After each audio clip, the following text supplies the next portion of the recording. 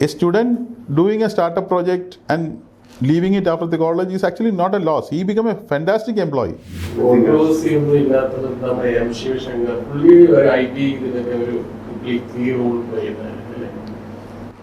Definitely.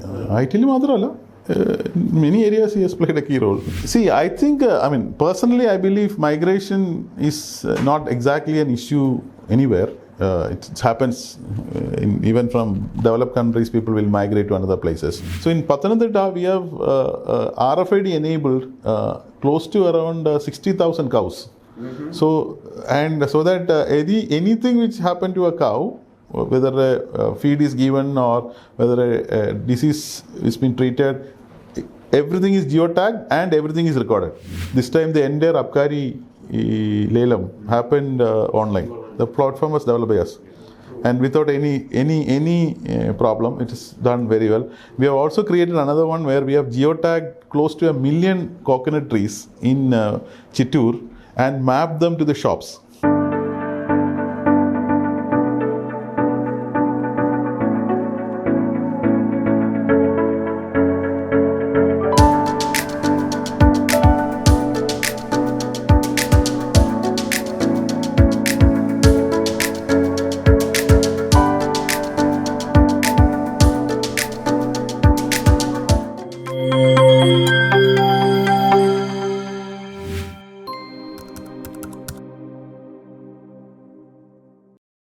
Digital university is actually not a virtual university, right? It's primarily focusing on creating the talent in the digital space. Now, why do you want that? Because we believe, and this is a premise in which this whole thing is set up, that in the last 10-15 years, and as we go further, there is going to be a substantial change from a physical or a industrial world to a digital world. And every area you actually require more and more digital aspect have to come. I'm sure that you all started applying AI in your work, right? So we actually started seeing that the technologies are actually getting into all the conventional domains. Now, if you look at in the current system, most of this digital is only limited to people who have got technology background. So you are only educating people who are engineers or somebody who into all these technologies. But it is actually the people from life sciences require, people from humanities require this, people from commerce background require it, because these fundamental need to be translated into the other one. So that is a concept of digital university. Can we actually take people from conventional domains and then take them into the digital domain per se? So we have an MTech program, but we also have a very strong MSc program. So these are people who have done physics or maths or life sciences or ecology or environment sciences. These people are being taken into our programs.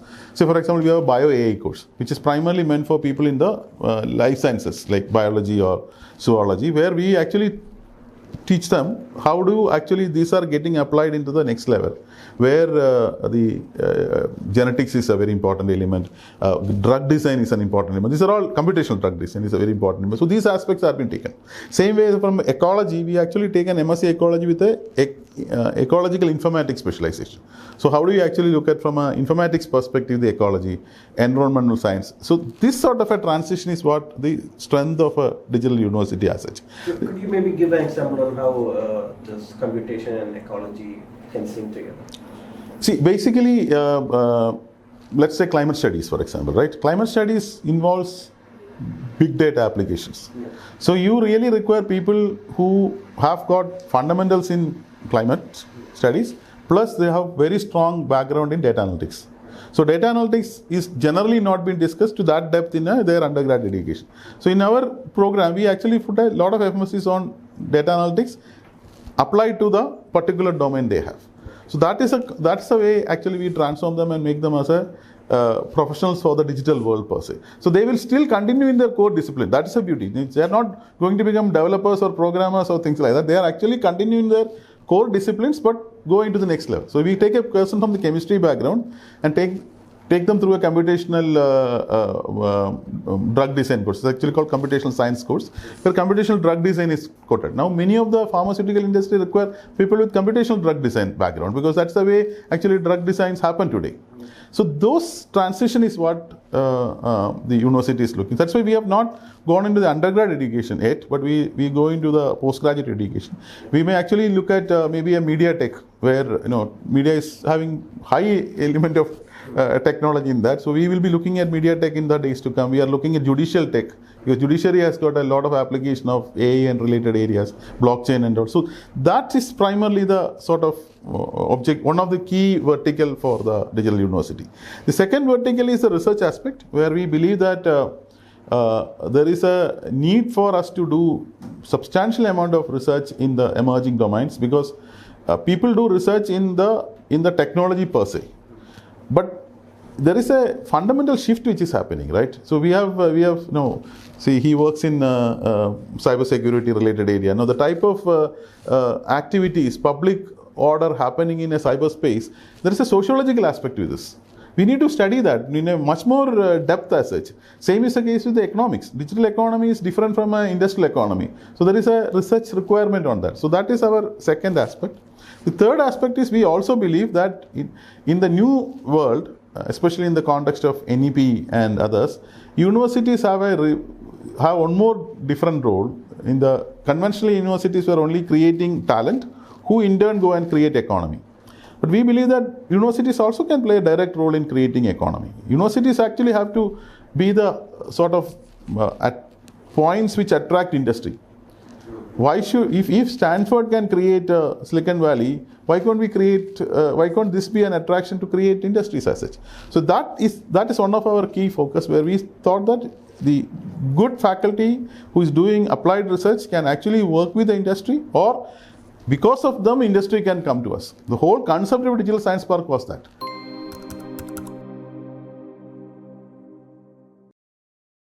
You see, we have one of the larger industry what we have done is in the graphene, where we did it in we are doing it in 3 stages. The first stage is on the applied research side, where Tata Steel is the partner. Second stage is from applied research to, that's basically from technology to products. Applied research will give you technology, so from that you give it to the products. That's basically where Carborundum is actually a partner. Then later it will translate into other industries, and then they will set up a park, which our industries department will be facilitating that.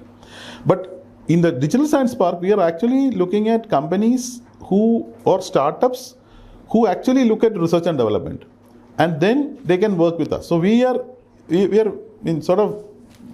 happy that the foundation stone was laid by Honorable Prime Minister in April, and building will come. It takes around 2 years, but we thought we don't want to wait that much of time, so we created a smaller facility. In that facility, already around 6-7 companies from abroad has already started working with our faculty. Yeah. So we have a company from Australia who is working in the GIS space, who was working with us. We have a company, again a startup company. The other one is a little bigger than a startup company. The second one is a startup company. It's a spin-off from University of Leeds. They are starting working in this space. We have one from Spain who is working. We have one company from US in the sensor development. And good thing is all of them are working with faculty members. So it is primarily they came not because we give the space. They came because they found that there is a faculty who is working in an area which is useful for the company to scale up. So our belief is that if you wanted to create the next generation Google, or we really require to support the startups of today with the ecosystem and the knowledge. That's the way we can transit. So that is a sort of vision of the university per se. So it's only around 2 years. The positive thing is the university could be almost self-sustaining, because it is not we are not taking any government funds for our operations. We try to get large research projects from across the world actually, and then trying to attract these companies. Want to create a slightly different model of university system, maybe with the with the changing digital world as such. So this is like how big is the park, like 10,000 square feet area, like this digital science? As of now, we have set up a 12,000 square feet space, which is in Kabini building in Technopark Phase 4. So we created their primary infrastructure plus also the software infrastructure. There is a company called ARM, which are primarily in the chip design and related areas. So ARM has actually partnered with us. ARM. ARM has partnered. Indian company. No, it's a global company. Yeah, it's one of the top 3 companies in the world. So they have actually partnered with us to set up a electronic design center. So that is available for startups and early researchers to work on. So that is there. So we are actually looking at other partnerships. Discussions are happening with NVIDIA and few others to come out with good infrastructure for that. So that was primarily the whole concept. But when the digital science park is fully functional, you will have much more facilities, because you'll have digital fabrication facilities, even bioinformatics, drug design, and all those areas, 6 or 7 areas which we are looking at, high-end AI and things like that. This graphene thing, where is it happening? Graphene first phase is happening here in Kalamasheri, where the clean rooms and all are being setting up. No, in our space, in digital hub. Digital hub. Digital hub area. So this is jointly done by funding came from 3 agencies: Government of India, Government of Kerala, and Tata Steel. And operation is actually managed by Digital University, CMET, which is the Government of India institution, and Tata Steel. So 3 together we are, because they take the research out into the product. The second phase, which is a larger one, that is actually coming most probably in Ottapalam, in the Defence Park, which is a much bigger area, because it's a 3-acre area to set up the pilot production facility.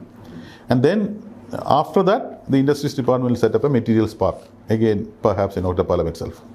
So you said about MIT. MIT was conducting a course with in tandem with the startup. Yes, it's still continuing. So how about Digital University? Do you have any such understanding with foreign universities? Yes, we have tied up with 3 top universities. Oxford, world number 1. In fact, our graphene ecosystem is actually supported by them. Again, we don't publicize, but Professor Sir Andrew Grimm, who the inventor of graphene, Nobel laureate, is actually a visiting professor with us. Okay. Yes. So he is a visiting professor with us, because he actually guides us in the graphene. Because when you wanted to create a world-class ecosystem, we should have world-class people, right? So that was the idea. So Oxford is one. We have tied up with University of Edinburgh. Again, Edinburgh, we are working out. We are seeking their support to set up this digital science park, and their professors also may come for sabbaticals here. And then with University of Manchester. So, in fact, Professor Andrew Grimm is from University of Manchester, because that's where graphene is invented. So these are the 3 major universities which we have tied up. But in addition to that, other tie-ups are there with. We have a joint project which we had with the University of Southampton earlier. We had one project with University of Leeds, which we jointly bid and got from I think UK Pact funding. We are also now looking at some of the US universities on the partnership. Basically, we are looking at areas where we have mutual collaboration. It's not like it's not only one way, where we can also be working together very closely with them with their faculty as such. So like in the research and development? Yes. Any such research is happening? Yeah, in the graphene side, we are working very closely with them. In fact, we have faculty members who have done postdoctoral in those universities. So that's one good thing with Digital University, that we are able to attract actually global talent, Indians, not necessarily Malayalis, but Indians, but they have actually had their education in some of the top universities to join our faculty.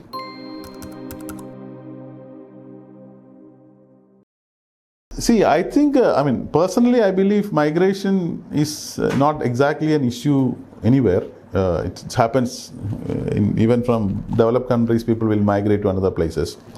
But what I think we should be more worried about is why people are not coming into Kerala.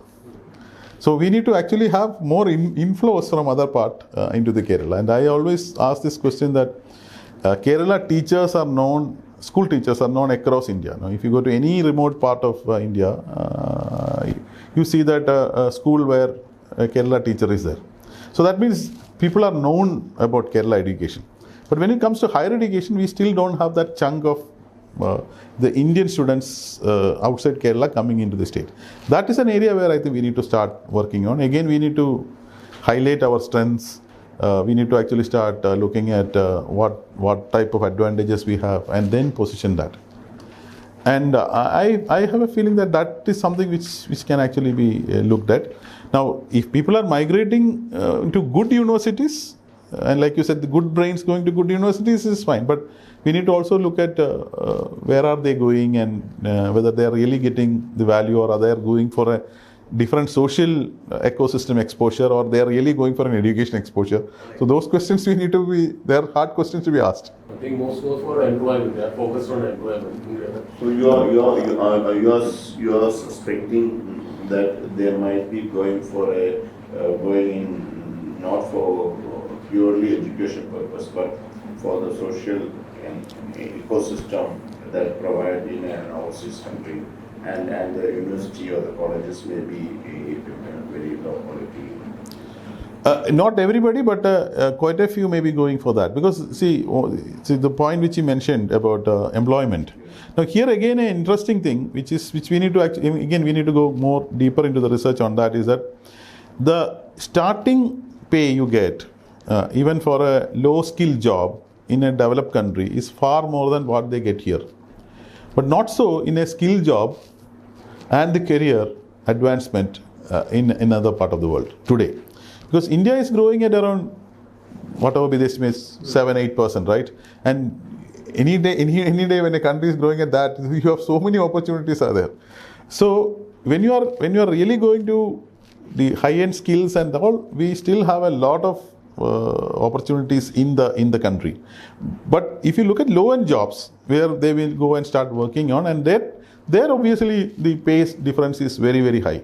But when you go higher end, the pay difference, especially when you compare to the type of social security and other systems which we have, is not very attractive as such. People are migrating back on that. But the other side, yes.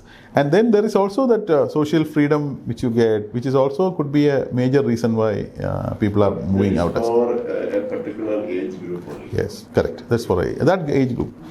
But the other thing, like people going to MIT or Oxford, that used to happen in the past also. That continues to happen. But this reason that employment or social security, we will come to know when foreign universities start operation in Indian soil. No? So if you see that will stop migration, then my hypothesis is wrong. if then, like you said, maybe only for education. But even after they start, people are going out, then I think the reason they are going out is not necessarily for education per se.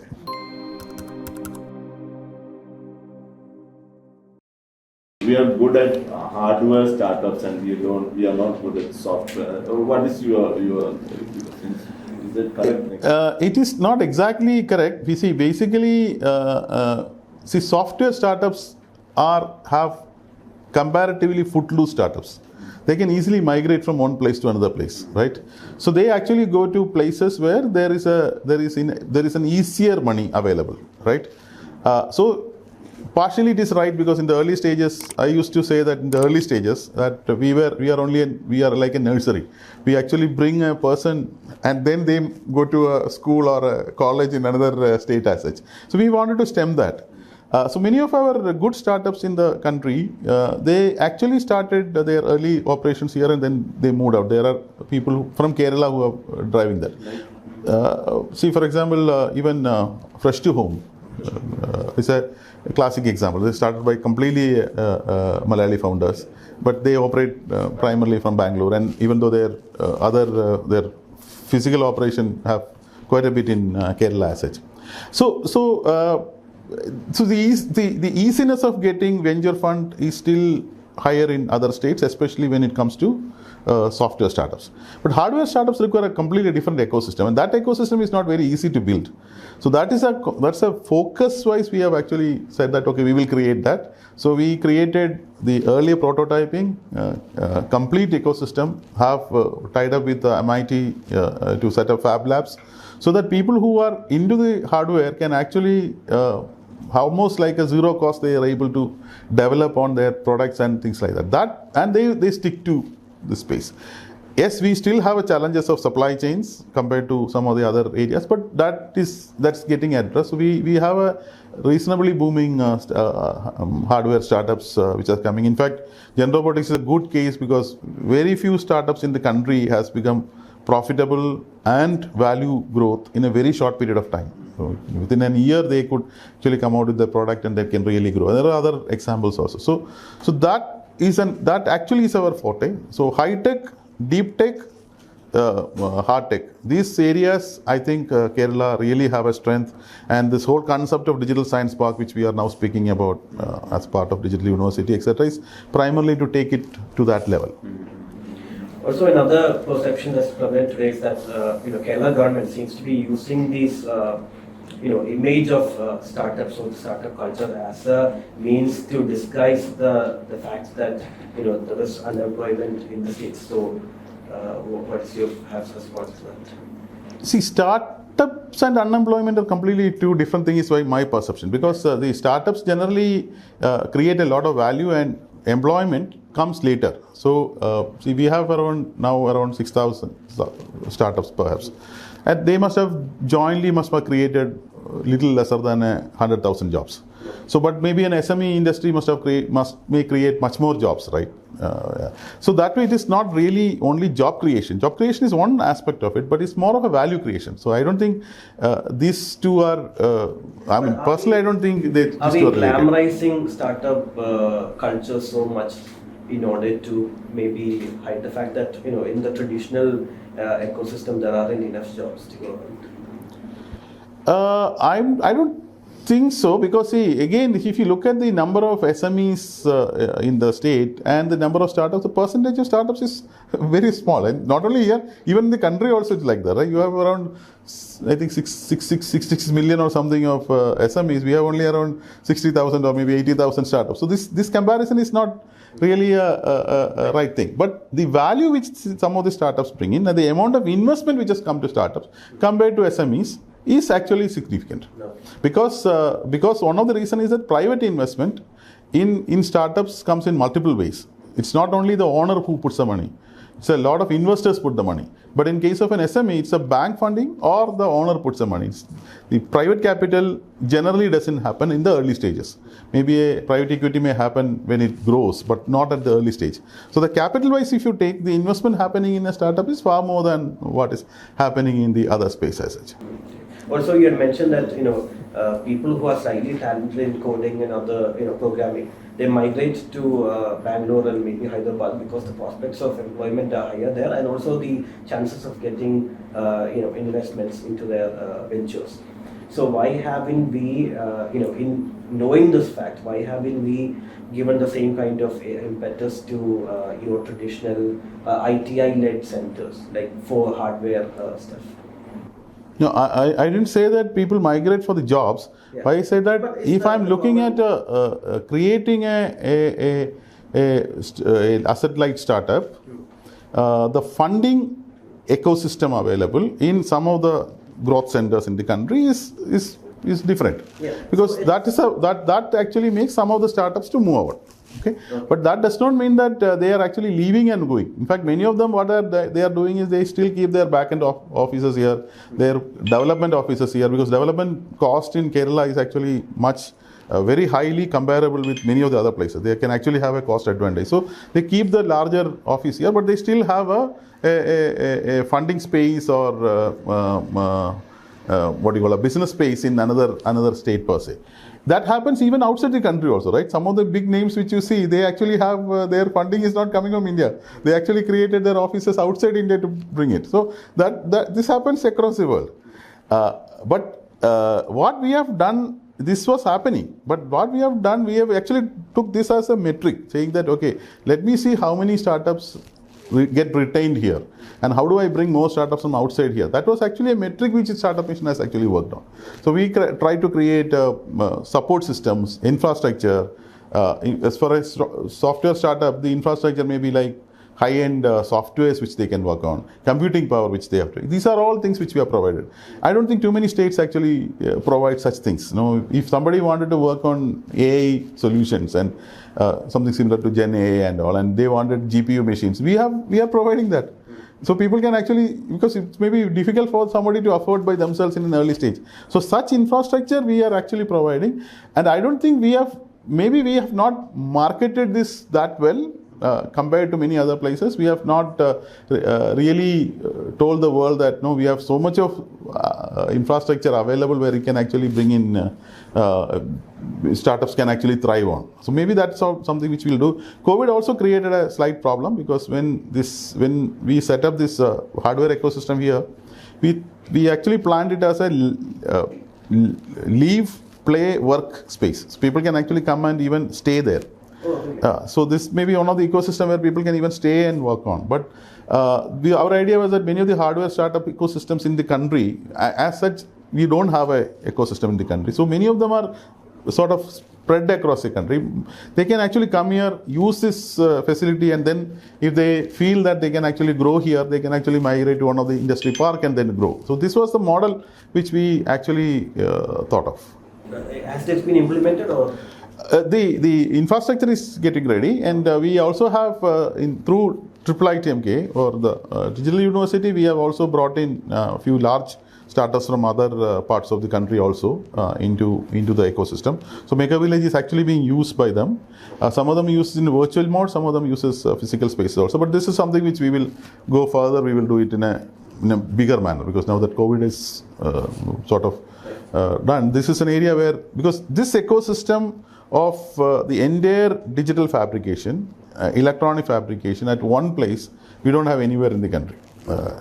Hyderabad T-Works is coming up, but we have a sort of a first mover advantage. So we can actually leverage on that. So But some how- big companies will come, so some big companies. It can be, no, it's not necessarily big companies. It can be reasonably mature startups in other part who actually wanted infrastructure to develop their products, go into the next layer. They can come. And we have quite sophisticated machines here.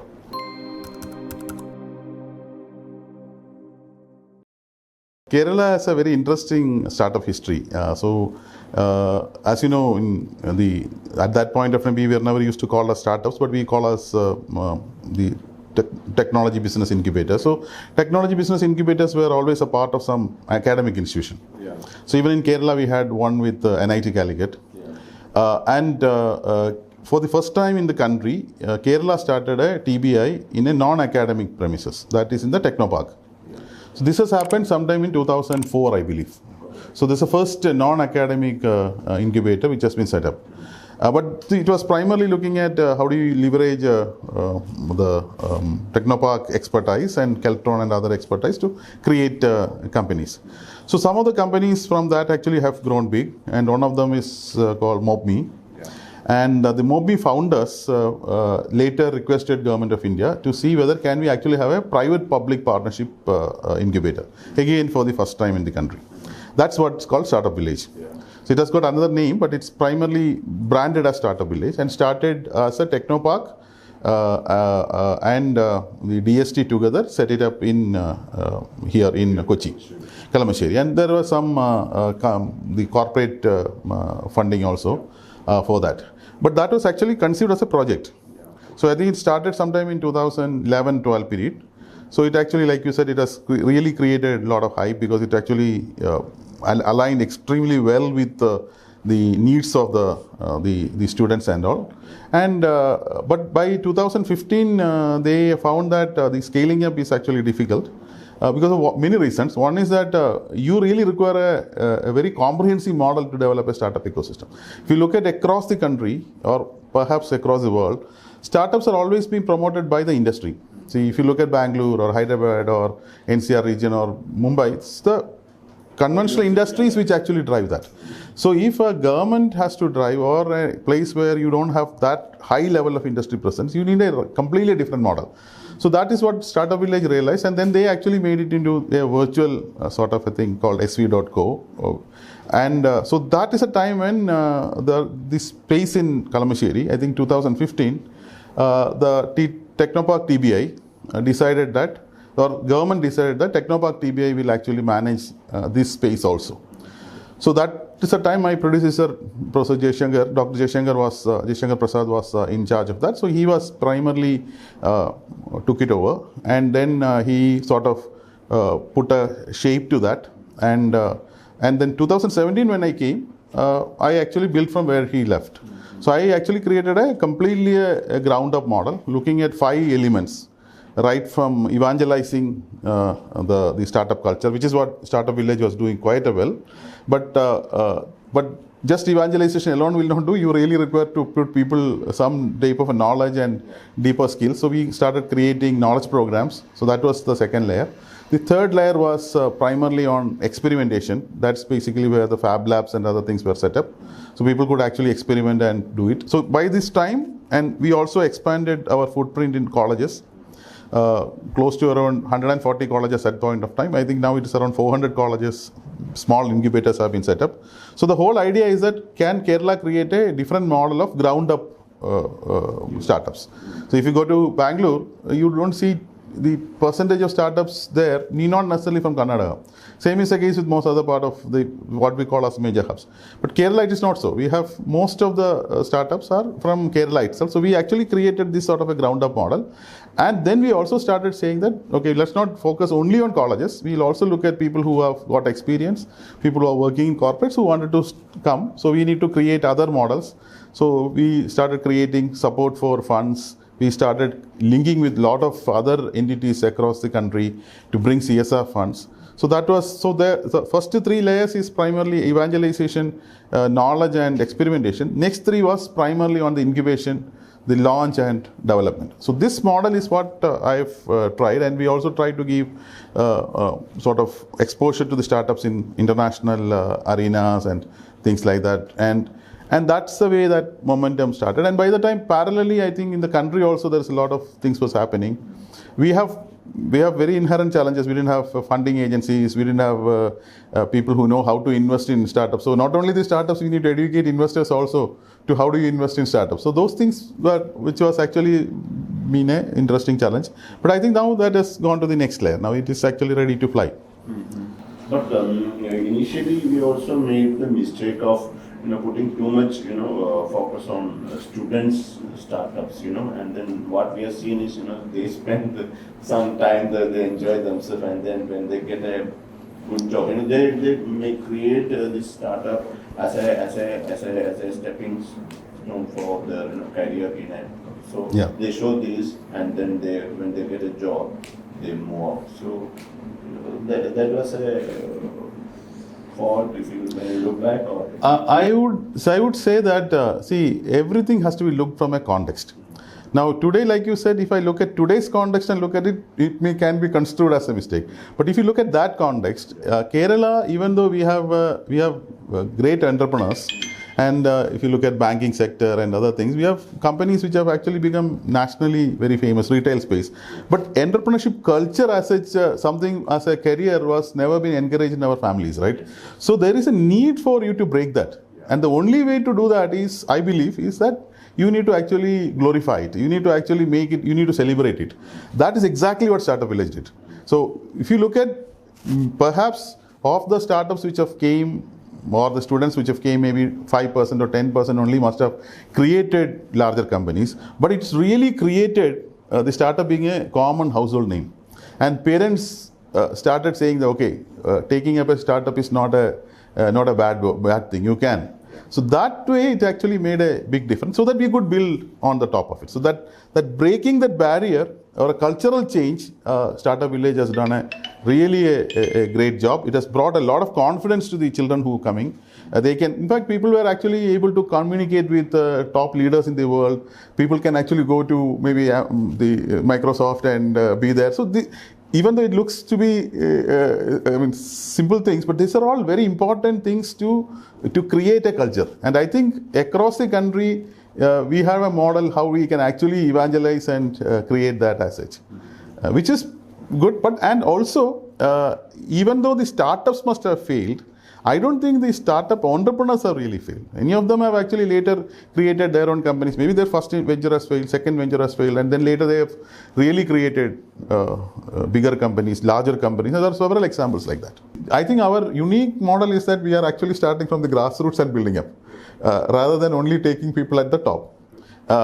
And in this process, maybe some of them will leave in between. It's okay because they actually go with the great skills. So I used to say when I was the Startup Mission CEO to the IADCs, which we set up in the colleges, is that a student doing a startup project and leaving it after the college is actually not a loss. He become a fantastic employee because he has actually done something in hands-on, right? And that many times good companies pick him also. So that way it is a great learning experience for people to be part of those ecosystem, and we will further democratize this hardware ecosystem across the state.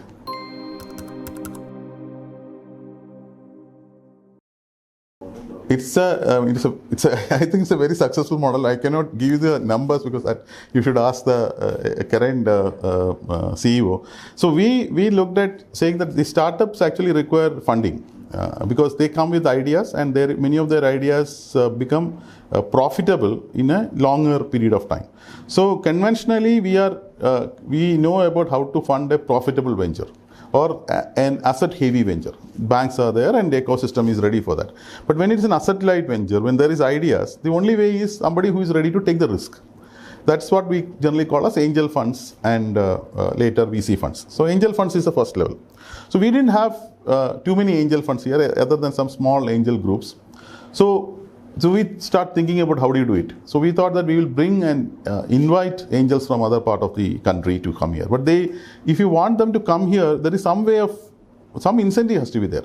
So that's where this whole concept of a fund of fund, which you mentioned, has actually created. So fund of fund is actually an interesting idea because we are actually putting a money from the government into a fund. Government becomes, or the Startup Mission becomes a partner in a larger fund with a condition that whatever we put, twice of that money has to come to Kerala startups.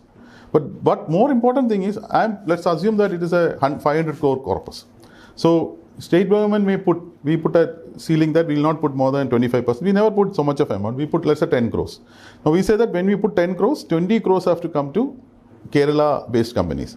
But it is not 20 crores which is coming to Kerala-based company. The entire fund is coming and looking at it, right? So you suddenly see that by 10 crore I am able to leverage, and I am actually having a large corpus available for the startups in Kerala. The other side of it is, even if by chance our startups are not really performing, the risk of government is very low because you are putting in a very large fund, of which 75% of the risk is taken by the fund itself.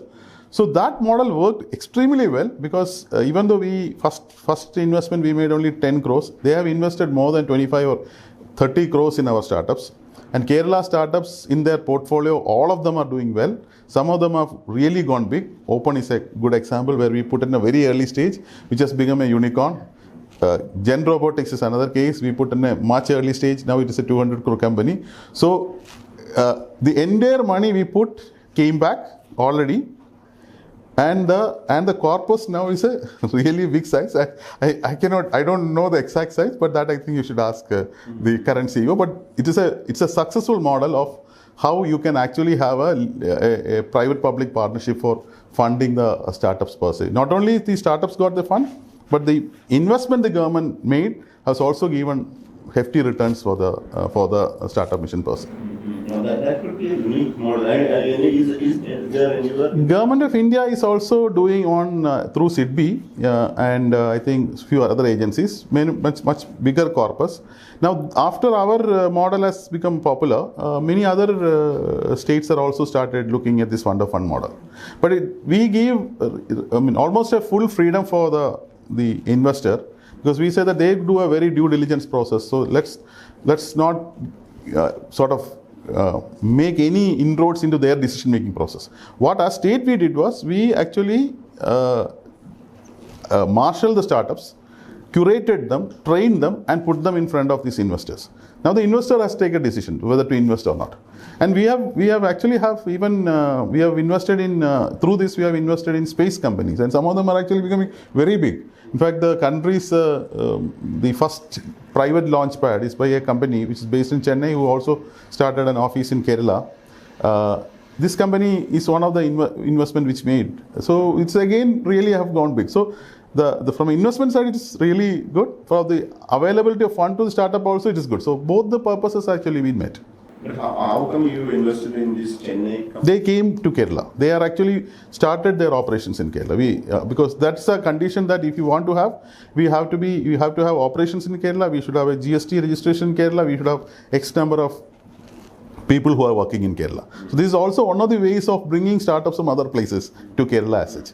So both this also is actually working well, because some of the newer areas Kerala may not have enough number of startups, but it's good to have startups from other part of India to be here, so that they can, there is a cross migration happen and things like that.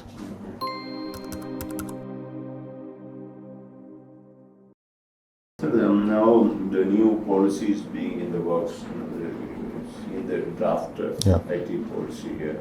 What can we expect? Big reform kind of steps in the other than the usual. So one, of course, is it looks at the next stage of e-governance, where we started looking at how do we use newer technologies for better citizen service, even optimization of resources. See, in Digital University actually provide the platform for the entire planning of the state, called Plan Space. Yeah. So now we have actually modified it with AI elements in that. So even we can identify the losses or in the planning process where there are two departments, is the similar schemes are there. All those things at a beneficiary level, you can drill down and find out. So such solutions are required into optimizing the government process. So first stage of e-governance is you provide government services to citizens. Second stage is primarily where you wanted to optimize the government processes. Government become more efficient in its own spending, etc. The third stage is basically where you try to optimize for the customer itself. That is so. For example, one project which we are doing for the Animal Husbandry Department is primarily to see how digital can be used to make Kerala self-sufficient in milk. So it looks to be a little strange, but the idea is that the only way, there are 2-3 ways you can make it. One is you can have better breeds coming in. Second is you have more number of animals coming in. So when more number of animals comes, it's an overhead for the farmer. So how do I increase the productivity of an animal? So the only way you can make a productivity animal is that you need to ensure that every next offspring is superior than the previous offspring. Right? That's the only way you can do that. And in the past, we have no way of actually matching we cannot have a herd book managed in a physical manner. So digital actually do that. So in Pathanamthitta, we have RFID enabled close to around 60,000 cows. Mm-hmm. So that anything which happened to a cow, whether a feed is given or whether a disease is been treated, everything is geotagged and everything is recorded. So we know that all those cows are going to give the better offsprings, because we will have the whole process of its breeding managed through a digital system.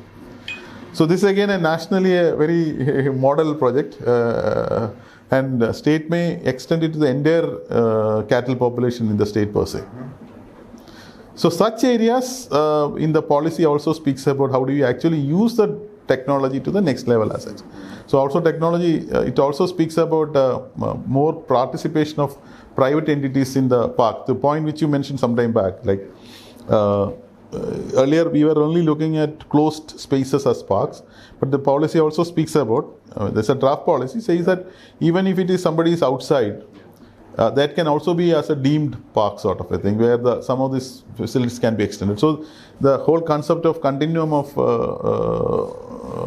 the IT is also possible. So corridors are actually being planned in that. So such aspects are actually being a part of those are the major changes, I think, which is envisaged in this policy. Corridors were mentioned in the last budget. Right? Budget also, but the corridors, the entities coming in the corridors getting the similar benefits is something which this policy speaks about.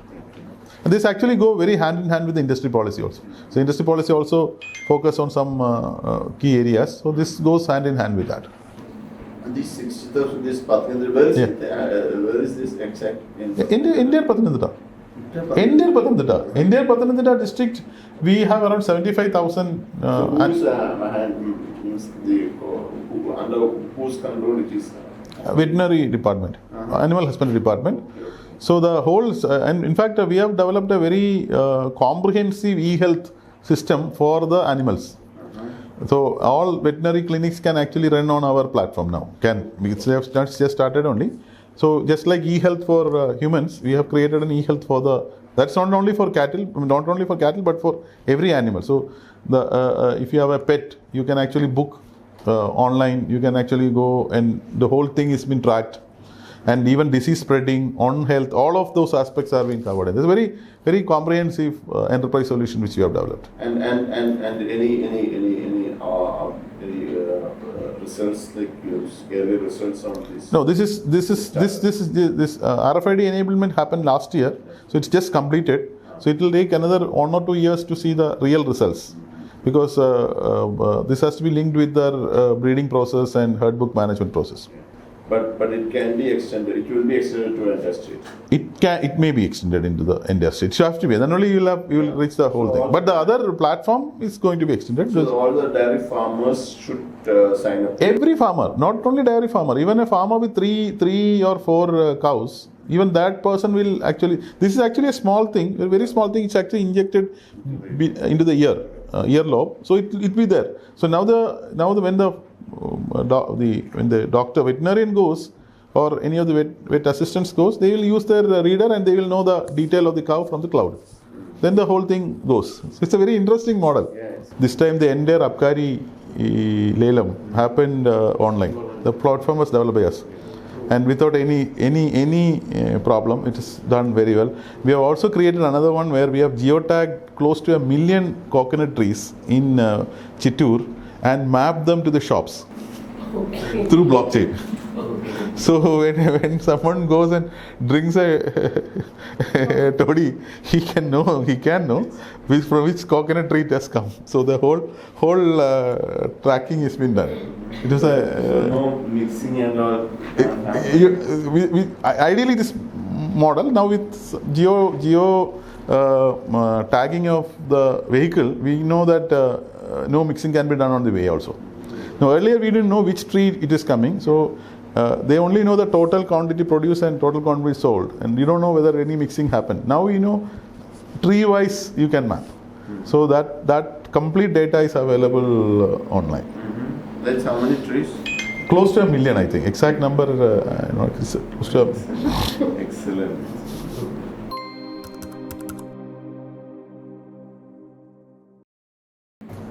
So we have these software parks, IT parks, so you have techno parks, and you have this cyber park in Qualified.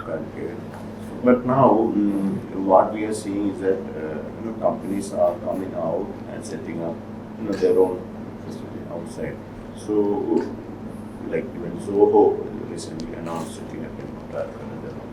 So, the concept of the parks, do you think that it has past its expiry date? I mean, like, because you don't get that kind of concessions from that sunrise thing that is all over. So, is it from a company's point of view?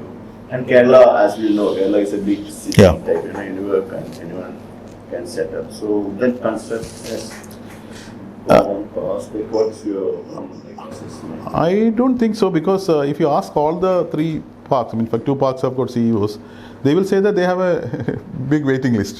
So there are companies who wanted to get into that and they don't have space to spare. In Trivandrum also they don't have space to spare.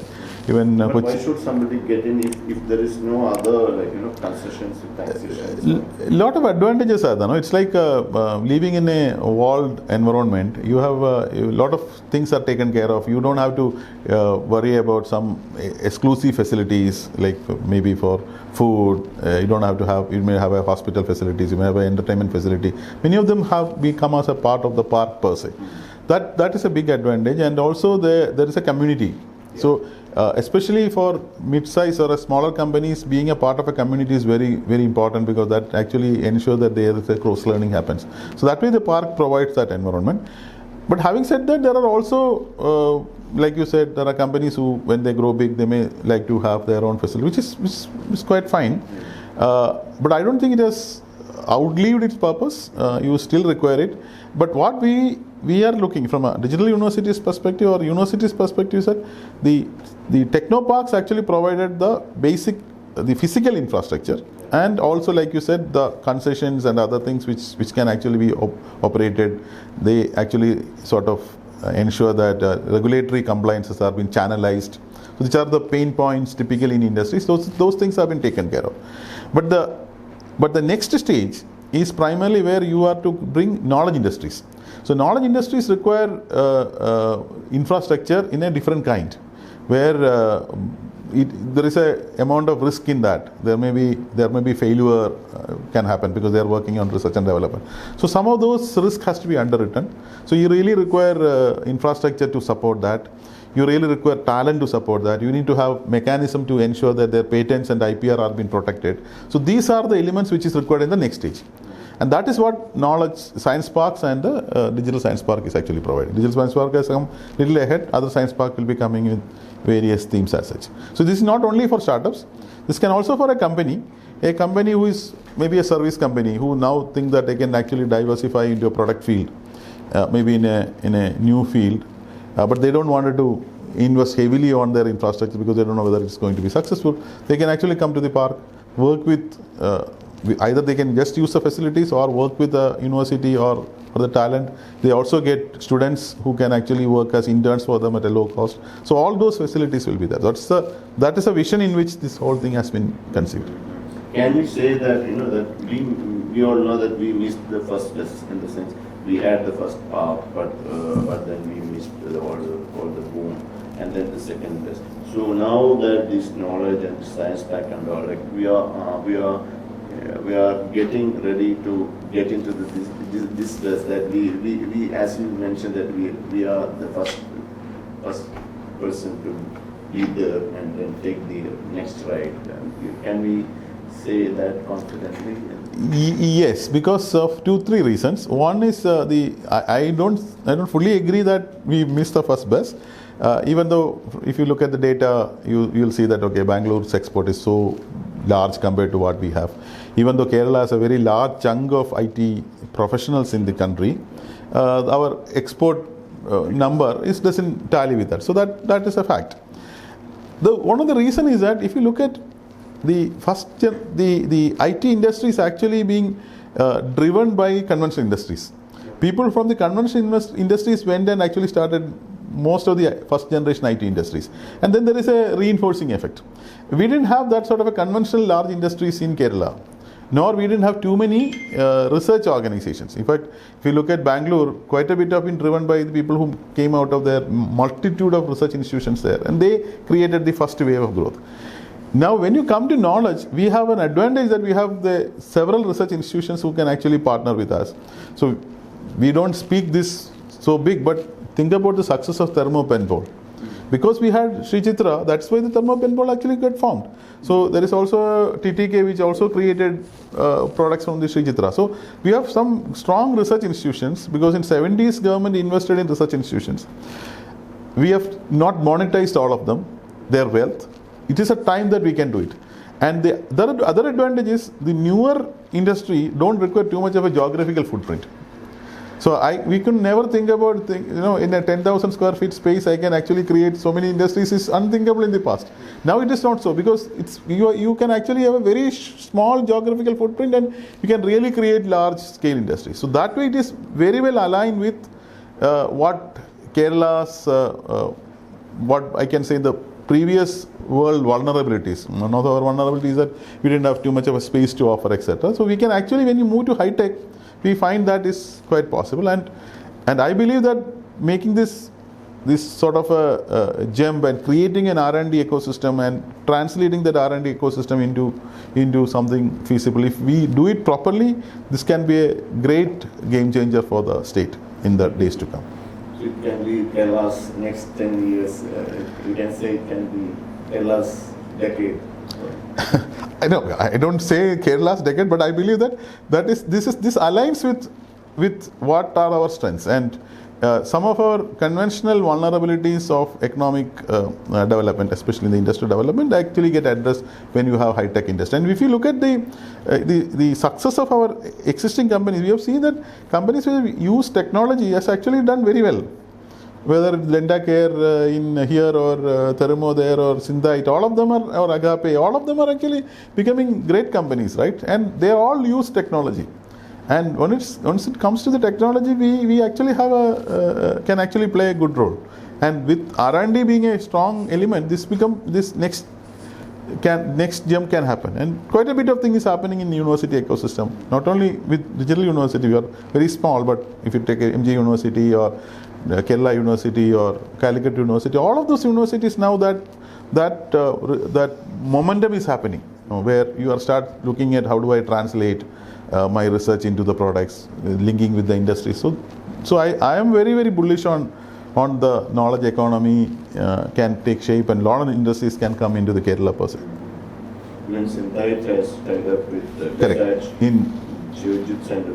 Yeah. So like you see this is going to be a trend Yes, going forward? absolutely. Because now I think synthetic biology is an area where Synthite has, which is very aligned with both with the university and Synthite per se. So such linkages are actually going to flourish. That is where we will actually create this sort of a foundation for our next leap.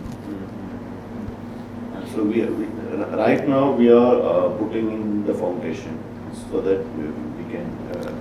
I would say this way, we have actually put the foundations quite some time back. In fact, when 70s, exactly. That's the first way of change in Kerala, where we set up the research centers, and some of them actually become national research centers. Then we also have created, invested in social infrastructure quite a bit. So these two things, and the change in the global ecosystem where the industries are not anymore very, very large footprint industries, small footprint industries. So all these stars are now aligning. So that is a context in which this knowledge economy mission itself has been set up. So the idea is that, so one is you create knowledge industries, we have all the elements here. Second is even the knowledge work can actually be taken by people without going out. So these two things can actually, if properly implemented, can actually make a good change. And like you rightly point out, the entire Kerala is an urban continuum, right? So you can actually beautifully work in Idiki, nice weather, and then start working on a nice bioinformatics project, which I don't think too many other part of India can do. But the only thing, as you said, we are not marketing it properly. Yeah, I think that's where I think media should help. Yeah.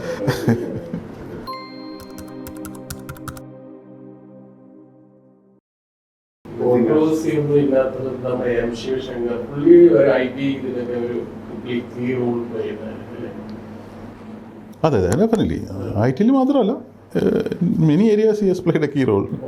IT സെക്ടറിലാണ്, IT principal secretary ആയിരുന്നു, പല പ്രോജക്ട്സും കൊണ്ടുവരികയൊക്കെ ചെയ്തു.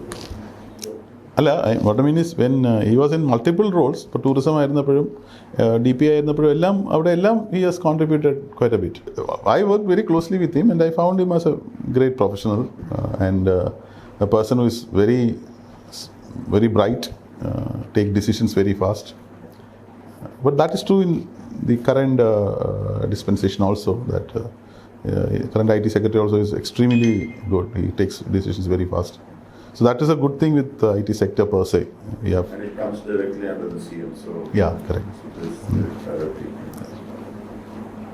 Trade union interference ഉണ്ടാകും IT സെക്ടറിൽ ഉണ്ടാകും.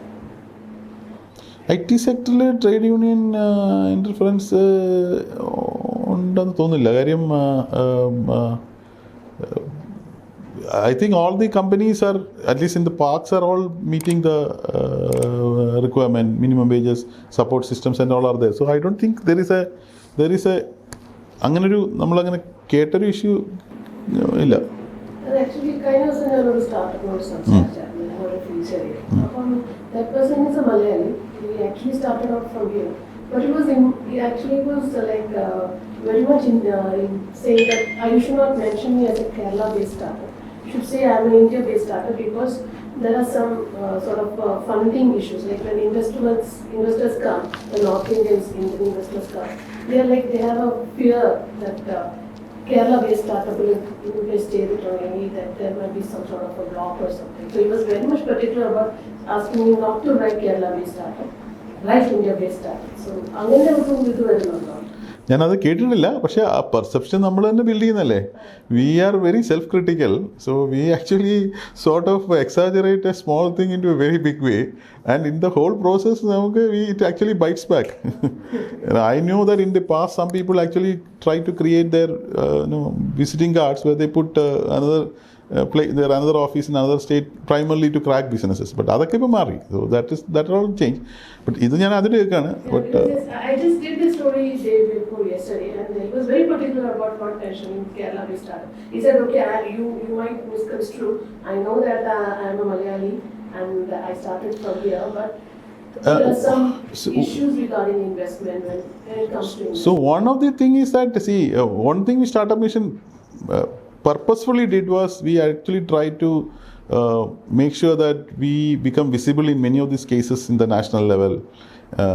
Whether now it's in the NASCOM space or in the Startup India space, Kerala is recognized very well.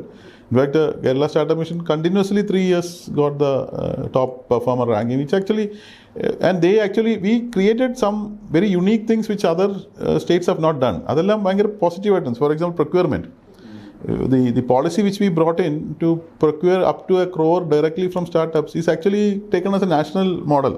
They said that you need to understand, and good thing is that not even one failure happened. Everything has actually been delivered properly by the startups process. So that image we will, I think the image is created by us. We need to break that image for all of our good. So everywhere we'll have problems also, but then we need to see the positives and go ahead.